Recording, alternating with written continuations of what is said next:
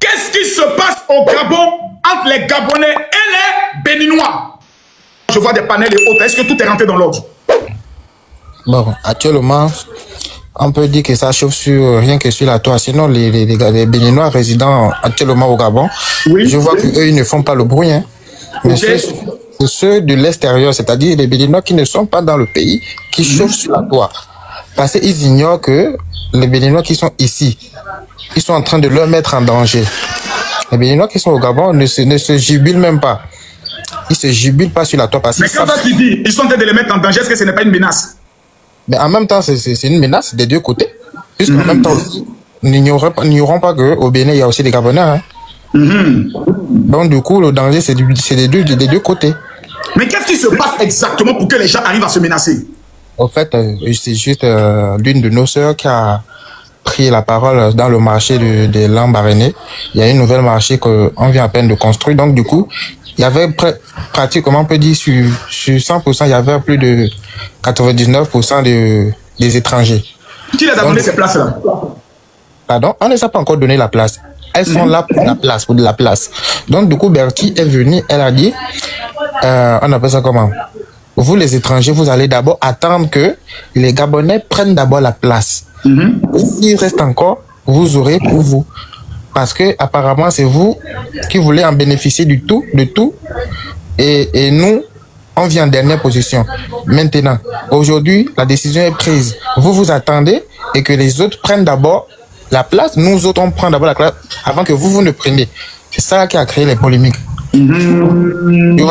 Entre-temps, il n'y avait pas que les Béninois. Hein. Il y a les Maliens, il y a des Burkinabés. Ce qui est con dans l'histoire, c'est que on ne voit pas les autres chauffer. Donc c'est parti à partir de cette vidéo-là. Voilà, c'est à partir de cette vidéo-là où tout a mélangé sur... D'accord, Queen, est-ce que tu es d'accord avec ce qu'il dit? Déjà, bonjour Camille Makosso. Bonjour à toutes les personnes connectées. Alors, comme le disait le frère tout à l'heure, je vais commencer par dire, si vous me permettez, je suis gabonaise. Donc, je vais commencer par dire que le Gabonais, c'est quelqu'un de très pacifique. Le Gabon est un pays hospitalier. Depuis le début de l'existence de ce pays, les étrangers ont toujours habité et cohabité avec les Gabonais dans de très bonnes relations, très bonnes conditions. Il n'y a jamais eu une histoire de xénophobie et autres chez nous au Gabon. Alors, qu'est-ce qui se passe? Il faut déjà avouer qu'il y a un problème qui date depuis longtemps. Le problème, c'est que les étrangers qui sont dans nos pays... Vous qui montez la fermez vos micros, Flora et puis Sandra, sinon je jette votre corps avec violence. Nos frères étrangers qui vivent au Gabon, qui sont dans le commerce, veulent envahir tous les marchés. Vous êtes d'accord avec moi, monsieur Camille, lorsqu'on va dans un pays étranger, on se contente de ce que le pays nous propose, ce que le pays met à notre disponibilité. On ne s'installe pas dans un pays pour étouffer ou pour empêcher les autochtones de ce pays-là à faire certaines choses. Aujourd'hui, au Gabon, dans tous les marchés, 80% des commerçants sont des étrangers, comme le disait le frère. Quand la sœur Betty a fait la vidéo, elle n'a pas indexé personnellement les... Qui dit je mens là? Vous dites je mens. Il faut monter, donner ta version. Elle n'a pas indexé forcément une nationalité précise. Elle a parlé de manière générale que comme il y a un nouveau marché qui vient d'être inauguré, il faudrait qu'on donne d'abord, qu'on privilégie d'abord les commerçants gabonais. Maintenant, lorsqu'elle a dit vous allez les vendre au Bénin, est-ce que ça n'est pas indexé une communauté? Non, mais laissez-moi finir, monsieur Camille, si vous me permettez. Ok. Alors, lorsqu'elle a dit il faut qu'on privilégie les commerçants gabonais, maintenant, s'il y a des places qui restent, ces places-là, on peut les dispatcher entre les multiples commerçants étrangers qui veulent bien avoir ces places. Mais certaines personnes, donc, elle a dit ça parce que les Béninoises qui étaient en face d'elle ont commencé à se fâcher. C'est parti un peu en dispute, c'est dans ce sens qu'elle a dit, dans ce cas, allez-y vendre dans votre pays. Je suis désolé, moi je vis en France. Je ne peux pas me permettre de faire certaines choses ou de rendre des Français mal à l'aise. Je me plie à la loi française. Je me mets sur ma position d'étrangère. Je ne vais pas chercher à marginaliser les Français. Je ne vais pas chercher à étouffer les Français dans leur pays. Je suis désolé. C'est pas parce que c'est le Gabon. Le Gabonais n'a jamais été quelqu'un de violent. Pour moi dire qu'il y a des étrangers qui vivent au Gabon, ils ont été malmenés par des Gabonais. Ça, c'est un mensonge. Oui, tu me permets d'être dans un moment. Tu me permets de me mettre à ma place et de poser quelques questions, de vous poser quelques questions. Ok. D'accord. La jeune dame qui est allée faire la vidéo, elle est présidente d'un collectif de femmes commerçantes ou bien elle est qui? C'est une influenceuse ou bien c'est qui? Une influenceuse, une coach, elle n'est pas présidente. Elle n'est pas commerçante. Voilà, oui. est-ce qu'il y a des syndicats de commerçantes gabonaises qui se plaignaient régulièrement de ce fait et est-ce qu'elles ont saisi par exemple les autorités de ce problème-là? Oui. C'était lequel des syndicats, s'il vous plaît? Je ne vais pas vous donner des noms, mais des syndicats qui se sont toujours plaints de ça. Parce que je vais vous dire, monsieur Camille. Sinon ton corps sera jeté avec beaucoup de violence. Ici, ce n'est pas la démocratie, c'est la dictature. Je te donne le nom du syndicat. Pourquoi tu ne veux pas? Nicolas, le syndicat GEP. Nicolas, tu le vas chercher, tu vas le... Il est nommé maintenant. Merci pour la précision. Ok, d'accord. Donc, il y avait un groupe de femmes gabonaises qui se plaignaient régulièrement que sur les marchés, elles n'avaient pas de place et que toutes les places étaient données à des personnes étrangères. Oui. Et ce qu'elles se plaignaient, par exemple, c'est que s'il y a des places, 75% par exemple, soit pour les nationaux et peut-être 25% pour les sœurs étrangères. C'est un peu comme ça, l'esprit ou bien c'est comment? Exactement, c'est ce qu'elle a proposé. C'est ce que Madame Betty a proposé. Mais d'où viennent alors les plaintes? Mais c'est comme le disait le frangin. Les plaintes viennent de quoi? Les plaintes viennent maintenant que le fait qu'elle a eu à le faire sur en live lorsque cette situation s'est passée.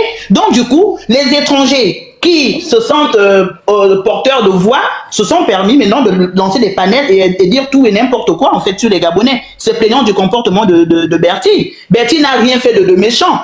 Aujourd'hui, est-ce que vous pouvez me donner exactement le taux d'étrangers qui vivent au Gabon? Est-ce que vous avez les chiffres? Est-ce que quelqu'un ici a les chiffres? Les chiffres. La revue gabonaise de statistiques, on estime à plus de 416 451 habitants vivant au Gabon, étrangers vivant au Gabon, toutes nationalités confondues, hein, que ce soit les... La population du Gabon aujourd'hui est estimée à combien? La population du Gabon actuellement est estimée à 2,4 millions d'habitants. Voilà. Donc depuis 1992, la population était à 1 million 50 000 habitants. Et donc jusqu'à plus de 30 ans plus tard, la population n'a pas vraiment évolué. Donc ils sont actuellement autour de 2 400 000 habitants. Voilà, c'est ça. Ok. Est-ce que selon vous, docteur, il y a une haine contre l'étranger au niveau du Gabon? Soyons honnêtes devant Dieu et devant le Seigneur. Merci beaucoup, M. Makosso, pour cette question. J'entends l'intervention de ces Gabonais dire que non, il n'y a absolument rien de tout ça. Je rappelle que le 30 juin de 2024, le CETERI, le 30 juin 2024, le CETERI, c'est leur gouvernement actuel, c'est-à-dire ceux qui ont pris le pouvoir par coup d'État au Gabon. Voilà. Après que M. Oligui Nguema ait fait le tour des départements du Gabon et l'ensemble des cantons du Gabon, le constat fait a été macabre au point où le porte-parole du CETERI est sorti. Il a fait un communiqué avec un ton martial où il a dit ceci: nous condamnons avec la plus grande fermeté les attitudes xénophobes, ethnocentriques et tribales de certains castes des Gabonais. Et nous mettons en garde tous ceux qui se livrent à ces activités de la stigmatisation de l'étranger. Là, on était le 30 juin 2024. C'est-à-dire que l'événement dont vous parlez de la dame ici a eu lieu il y a quelques semaines, il y a quelques jours, donc en 2025. Donc le problème de la stigmatisation de l'étranger n'existe pas parce que, soi-disant, cette influenceuse est sortie dans un marché de la Lambaréné. C'est un problème systémique au Gabon que le gouvernement CETERI a reconnu et a condamné avec la plus grande fermeté. Donc, déjà, ces Gabonais qui viennent dire que non, c'est parce que simplement Tata Bertie, là, ça démontre tout simplement de la malhonnêteté intellectuelle. C'est des gens qui ne cherchent pas. Qui ne cherchent pas réellement à comprendre les problèmes. Monsieur, ce que vous racontez, c'est finir avec vous allez prendre la parole. Ici, c'est ça. Madame Tine, c'est le micro d'abord. Merci beaucoup pour l'ordre, parce que les contradictions sont... Voilà. Donc, Monsieur Makosso, honnêtement, effectivement, il y a un grand problème. Le problème au Gabon, c'est qu'il y a un problème de xénophobie systémique et une xénophobie négro-négrière. C'est-à-dire que c'est une xénophobie qui est simplement orientée vers une classe noire et non vers l'ensemble des étrangers au Gabon. Vous avez parce que... Non, je n'ai pas vécu au Gabon, je n'ai pas encore vécu au Gabon. Quels sont les témoignages et les expériences de ces personnes victimes de cette négo et autres que vous avez par exemple comme témoignages, des personnes qui ont rendu des témoignages par des vidéos comme on l'a vu au niveau de la Libye et autres? Ok, alors M. Makosso, si vous pouvez le permettre, est-ce que je peux faire carrément jouer l'intervention? Ils ont un journal qu'ils appellent GMT là-bas. Un reportage très brillant a été réalisé pour démontrer qu'il s'agit d'un faux débat, cette histoire de marché. Parce que les gars, il y a un marché là-bas au Gabon, à Libreville, je pense, vous pourrez rectifier. Il y a un marché qu'on appelle le marché du CETERI au Gabon. C'est un marché qui a été inauguré par le gouvernement actuel, le CETERI. Je vous assure, monsieur Makosso, qu'il y avait beaucoup d'engouement de la part des habitants de cette ville-là. Ils ont intégré le marché. L'engouement a fait moins de 3 mois. Ces mêmes vendeurs gabonais ont commencé à fuir leur propre marché. Ils ne venaient plus. Et si vous pouvez le permettre, je peux carrément vous démontrer. Et aussi, il y a même un article qui vient, même pas un article, un reportage réalisé par leur propre télévision gabonaise qui a démontré que cette situation, ce n'est que de la stigmatisation de l'étranger parce que les vrais problèmes, en fait, si tu veux, monsieur Makosso, parce que toi, comme tu aimes un peu être objectif, moi aussi d'ailleurs, voilà pourquoi je peux te montrer carrément, je peux te montrer qu'effectivement, il y a un grand problème, ça n'a rien à voir avec cette histoire de marché, c'est tout simplement la manifestation de la détestation de l'étranger qui sévit au Gabon. Si tu veux, monsieur Makosso, si tu peux me mettre en grand, tout le monde peut écouter ce reportage ici et vous allez comprendre que, en fait, ça n'a absolument rien à voir. Voilà. J'écoute le reportage. Ok, merci beaucoup. C'est la télévision d'abord. Ok, voilà, très bien. Je pense que, mes chers Gabonais, vous connaissez cette télévision qu'on appelle le GMT TV. Voilà, comme ça, vous n'allez pas venir dire que c'est une télévision étrangère et tout ça. C'est votre propre télévision. Voilà, écoutez maintenant, monsieur Makosso, vous allez comprendre que c'est de l'hypocrisie. C'est tout ce que ces Gabonais viennent vous raconter ici. Ok, j'active. C'est la liste des coupables supposés. Attendez, un moment, pardon. Faut pas faire film pour nous, va sortir devant nous ici. Hein. Désolé, j'ai fait. Ok, voilà. Le problème du populisme, c'est qu'il repose sur une mécanique fragile. Désigner des boucs émissaires plutôt que d'affronter les vrais défis. Lorsqu'on a épuisé la liste des coupables supposés, il ne reste plus qu'un dilemme. Soit instaurer un climat de terreur pour étouffer la grogne sociale, soit faire face à la réalité et admettre que, malgré la stigmatisation des étrangers, le chômage continue de grimper.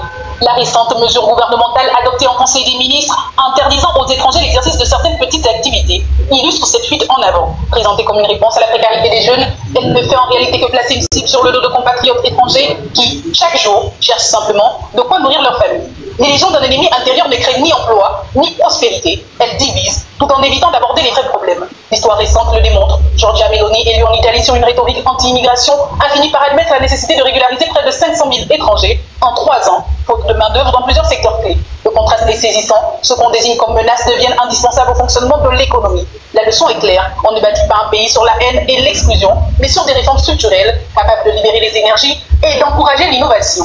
Au Gabon, la dérive populiste traduit surtout l'impuissance du pouvoir à répondre aux attentes sociales. Plutôt que de s'attaquer aux causes profondes du chômage, les responsables politiques agitent le spectre commode de l'étranger. Or, la réalité est implacable. Dans tous les pays, ce sont les PME et TPE qui forment la colonne vertébrale de l'économie. Si chez nous, nombre d'entre elles disparaissent avant même d'avoir fêté leur premier anniversaire, ce n'est pas à cause des travailleurs étrangers, mais de la défaillance de l'État. Administration corrompue, politisation des décisions économiques. J'ai compris. Voilà. D'accord. Donc, voilà. Okay. Laissez-moi, Madame Queen, fermez votre micro, s'il vous plaît, pour qu'on puisse organiser les choses. Est-ce que ce reportage n'est pas le reportage des opposants face au président Oligui? C'est ça. Je pose la question, docteur.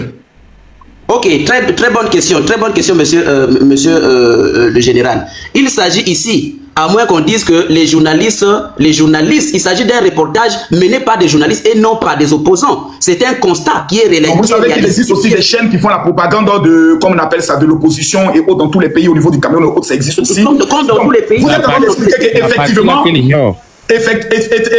il y a un problème où certains Gabonais, selon vous, essaye de faire croire que le taux du chômage au niveau du Gabon est dû à la présence des étrangers.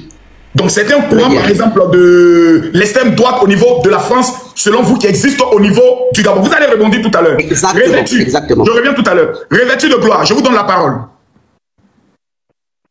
Bonjour, monsieur Camille Makosso, bonjour à tous. Vous m'entendez? Je vous entends parfaitement, madame. Merci beaucoup, merci de m'avoir fait monter. Je suis monté parce que le monsieur docteur, je ne sais pas quoi, il raconte dans le respect, s'il vous plaît. Oui, je suis dans le respect parce qu'il a manqué de respect, il a manqué de respect aux Gabonais en fait. Je suis gabonaise, j'ai plus de 50 ans, je suis anthropologue, ancienne chrétienne prophétesse, et je viens parler ici, monsieur, je suis artiste. Une ancienne chrétienne, tu as rétrogradé, tu allais voir le diable ou bien quoi, tu n'as pas dit où? J'ai pas rétrogradé, je suis sortie de là. C'est pas là le sujet, voyez-vous. On reviendra sur ça après. Et je m'intéresse beaucoup. Je sais que les pasteurs n'ont plus beaucoup des offrandes, maman, mais on va revenir sur ça. Vas-y, maman, parle. Bref, je m'intéresse beaucoup à la spiritualité. Je m'intéresse beaucoup, en tant qu'anthropologue, j'observe les choses. Je suis anthropologue du comportement. Monsieur docteur, je ne vous connais pas. Vous avez dit que vous n'avez jamais été au Gabon. Et vous venez tenir. Moi, j'ai été 4 fois. Allez-y. Ok, c'est bien. Être au Gabon et avoir vécu au Gabon, ce sont deux choses différentes. Je suis gabonaise de 53 ans. J'ai vécu au Gabon avant de venir en France et vivre ici pour mes études et me marier. Donc, je connais l'histoire du Gabon en tant qu'anthropologue et en tant que gabonaise. Oui, le Gabon, il y a beaucoup d'étrangers. Et je vais employer un mot qui peut offusquer le monde, c'est nous sommes envahis au Gabon par les étrangers. Mais traiter un Gabonais de xénophobe... Il y a au moins combien de pourcents d'étrangers? Il y a au moins combien de pourcents? Il y a beaucoup d'étrangers. Et ce qui veut dire aussi qu'il y a beaucoup de Gabonais métis, on va dire métis, avec d'autres cultures des pays voisins africains. On n'est pas, les Gabonais ne sont pas contre les étrangers. Et la jeune Bertie, je vais pas l'appeler Tata parce que je suis plus âgée qu'elle, la jeune Bertie ne faisait qu'exprimer son mécontentement. Et parfois, il faut taper le poing sur la table pour faire comprendre aux gens que on n'est pas d'accord avec quelque chose. Vous, monsieur Camille Makosso, quand vous n'êtes pas d'accord, vous êtes ferme. Et Bertie a été ferme. Nous autres qui avons grandi au pays, on connaît un peu certaines habitudes. On sait que le Gabonais est méprisé. Le Gabonais est, oui, je dis bien méprisé. Quand un Gabonais va plutôt privilégier un étranger que son frère gabonais, et puis maintenant, ce monsieur vient dire que les Gabonais sont xénophobes, vous blessez en fait. Il ne faut pas raconter n'importe quoi et vous venez jouer le docteur là, alors que vous ne connaissez pas le Gabon. Avec un étranger que son propre frère gabonais, c'est ça? Avant, c'était ça. Et vous savez bien que les lois spirituelles veulent qu'à un moment donné, l'oppressé se réveille, l'opprimé se réveille. Et c'est ce qui se passe en fait. Les lois universelles, si tu as volé, si tu as oppressé, si tu as trahi, tu seras volé, tu seras manipulé. On a été manipulé longtemps par les étrangers. Aujourd'hui, expliquez-moi parce que je ne comprends pas. Vous avez été manipulé par les étrangers. Ce n'est pas de la xénophobie. Essayez d'expliquer. Vous avez été manipulé comment? On est manipulé spirituellement. Il y a un monsieur il y a une vidéo qui circule dans le milieu gabonais, dans le WhatsApp. Un monsieur qui a bien dit qu'on a mangé de la nourriture préparée avec l'eau des règles, des strings. C'est pas faux. L'eau des cadavres, l'eau de les choses qu'on a mangées. On aimait ce qu'on appelle le ripopo. On aimait les aguidis, les choses comme ça. Moi, je viens d'une ville appelée Port-Gentil. Et à Port-Gentil, les aguidis, on fait dans les... moi, je suis de Salsa, à côté de Matiti, voilà. Donc, les aguidis, les choses comme ça, on a aimé manger ça. Oui, ce monsieur nous a... C'est-à-dire quand le monsieur a menacé les Gabonais en traitant les Gabonais de bêtes, qu'ils ont bu, mangé, des trucs, et qu'ils vont encore nous piétiner. Mais comment voulez-vous, monsieur Camille Makosso, vous m'invitez chez vous, je viens chez vous, vous me donnez une chambre, mais je décide que non, je veux dormir dans votre lit. Non pas parce que je veux être avec vous dans le... faire les choses de papa et maman, comme on dit, mais je veux venir dominer chez vous, dominer vos enfants. Et je vais commencer à faire des fétiches pour vous, pour assujettir vos enfants, afin que vos enfants ne prospèrent pas. En fait, c'est ça. Je ne critique pas parce que j'aurais de la haine. De tout cela. Est-ce qu'il y a des éléments? Parce que c'est une évidence, vu que les gens, comprenez, lorsque quelqu'un de ma maison vient dire du mal de moi, je vais quand même croire, les gens vont croire, pourquoi? Parce que c'est quelqu'un de ma maison. Est-ce que vous comprenez? Et si les Béninois qui font des vidéos et disent que nous, Gabonais, nous avons été manipulés par la nourriture, par le fétichisme et dominés par ces pratiques, il y a vérité parce qu'on le sait. Et nous le savons nous-mêmes. Donc vous croyez que les Je ne peux pas dire du mal du Béninois ont une domination sur le sang du peuple gabonais sur son territoire? Exactement. Exactement, monsieur Camille. Si les esprits du Gabon pu permettre ça aussi, vous ont abandonné comme ça. Je ne comprends pas. Ben, je ne sais pas, c'est parce qu'on était peut-être dans un moment de confusion. Vous êtes spirituel, vous connaissez. On a été certainement dans un moment de confusion. Et puis, le fait justement d'accueillir très souvent facilement les cultures spirituelles venant des autres, on se laisse facilement assujettir, en fait. Est-ce que vous comprenez, monsieur Makosso? On se laisse facilement assujettir quand on embrasse trop facilement ce qui est à autrui et on s'oublie soi-même. Quand on s'oublie soi-même, l'autre vient, il te piétine, il t'écrase. On va dire comme ça. Mais le Gabonais, dire que le Gabonais est xénophobe, c'est du n'importe quoi. Parce que beaucoup de Gabonais sont... moi-même qui vous parle, j'ai des petits frères béninois. Ah bon? J'ai des petits frères béninois. La petite sœur de ma mère qui est décédée épousait un béninois. Ils ont eu 5 enfants. Vous pensez que je vais me mettre aujourd'hui à insulter les gens, à insulter les Béninois parce que j'ai envie d'insulter les Béninois? Je ne peux pas me le permettre parce que mon niveau de conscience me l'interdit. Monsieur, le docteur, je ne sais pas qui. Le docteur, je ne sais pas qui, il a un accent du Haut-Togo et du G2, mais il n'est pas gabonais, il doit être congolais, et il vient raconter n'importe quoi sur le Gabon. Et on va être là, on va regarder. Je pense que le patriotisme est une évidence pour tout le monde. Quand tu appartiens à une nation, à un pays, tu défends ton pays. Mais une personne comme moi, je suis très souvent silencieuse et c'est un honneur que vous m'ayez fait monter. Je suis une femme très douce et je représente même l'homme et la femme gabonaise. C'est-à-dire nous sommes la douceur, nous sommes le respect, nous avons de la prestance. On n'est pas dans le désordre. Et on n'a jamais piétiné qui que ce soit. On a juste voulu s'exprimer et dire ça suffit, basta. Mais dire basta, ça suffit, ça ne veut pas dire forcément qu'on a envie de mettre les gens dehors. On veut juste que le Gabonais ait sa place.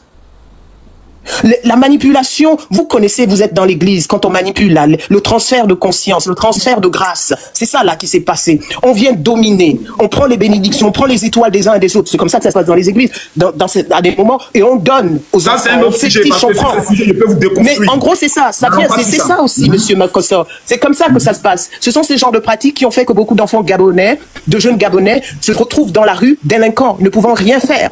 Parce que c'est de la manipulation. Toute la manipulation. Cette histoire est une histoire spirituelle. Ce n'est pas une histoire de xénophobie. Donc, selon vous, il y a eu beaucoup de manipulation spirituelle des étrangers sur les Gabonais, volant exactement et se positionnant sur la tête des Gabonais. C'est ce que vous dites. Exact. Okay. Je vais prendre rapidement santé mentale avant de pouvoir donner la parole. Santé mentale, vous nous appelez d'où exactement? Bonjour, mon général, oui, je vous appelle présentement de Libreville au Gabon. Ok. Vous, je vous ai déjà eu sur le panel par rapport au dossier du pasteur Marcelo. Soyons honnêtes, soyons vrais. Quelle est la situation présente actuellement? Qu'est-ce que vous dites de tout ce qui se passe actuellement? Tapotez, mettez les cœurs. J'envoie tout le monde tapoter, s'il vous plaît.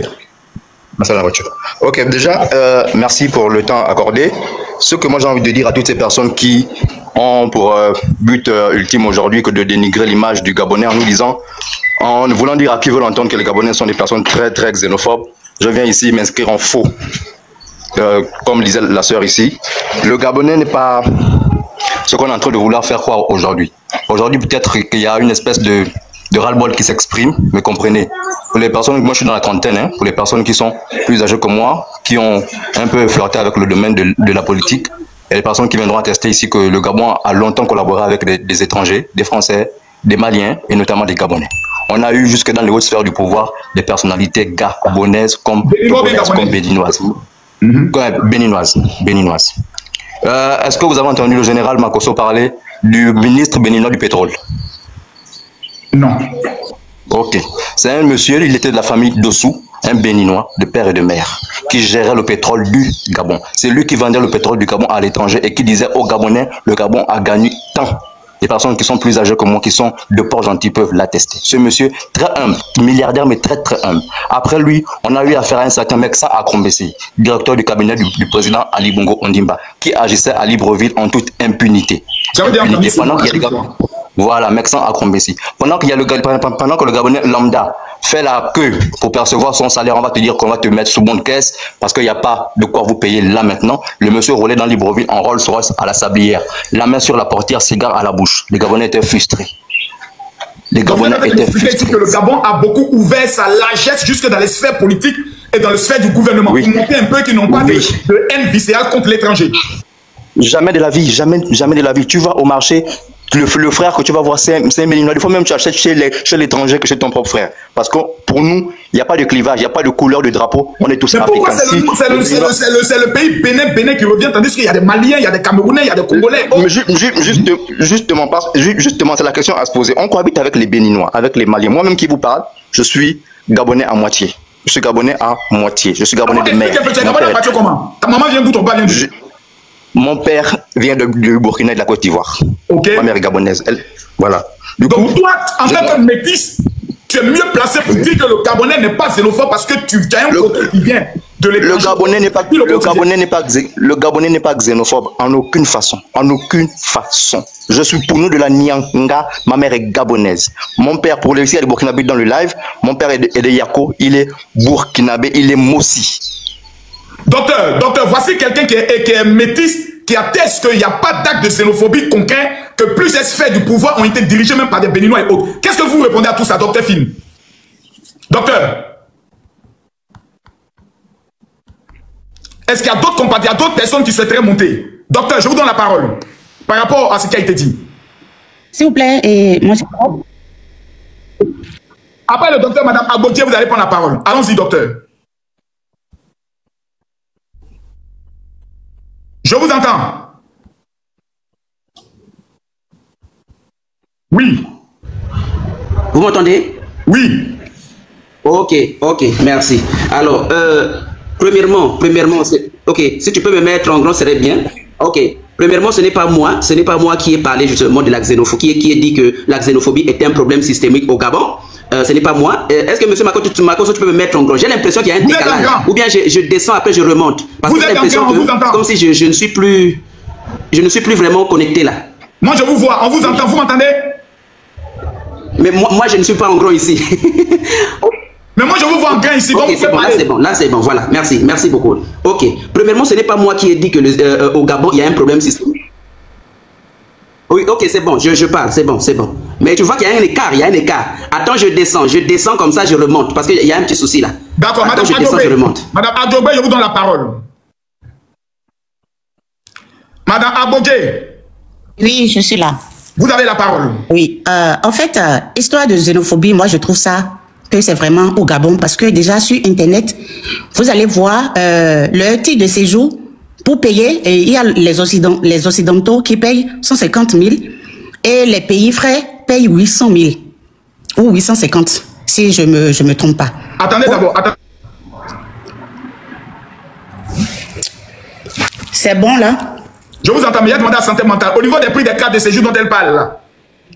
Moi, c'est pas un truc inventé par moi, c'est sur Internet. Vous tapez sur Google, vous allez voir tout ce que je dis. Moi, je n'ai pas inventé quelque chose, déjà. Santé mentale, tu es où? Revêtue, Queen, est-ce que ce qu'elle dit est exact? Pas vraiment. J'ai une amie journaliste qui a justement fait un reportage là-dessus, suite à ces propos où les gens disent qu'on privilégie les Français aux étrangers frères noirs d'Afrique. Il y a un reportage qui a été fait là-dessus par une amie journaliste très intègre. Elle s'appelle Joël Ndong. Et cherchez sur Facebook, vous allez trouver ce reportage. Elle explique, en fait, elle a une chaîne où elle parle de ça, par rapport à ce problème. Mais si je comprends bien. Voilà. Makoso, s'il vous plaît. Si je moi, j'aimerais qu'on se comprenne. Oui. Vous nous dites ici qu'au Gabon, pour les Occidentaux, c'est-à-dire pour les Blancs, c'est 150 000 et pour les étrangers, c'est 850 000 pour la première demande et rentrée. Attendez, 850 000 c'est la première demande quand la personne est rentrée illégalement. Moi, je peux bien comprendre. Exactement. Vous voulez que je dise quelque chose? Mais c'est pour ça que vous avez donné la parole. Éclaircissez-nous sur cette affaire de prix. Nous, on veut comprendre. Je vais pas couper les autres. Je me mute pour que tu me donnes la parole. Tu me donnes pas la parole.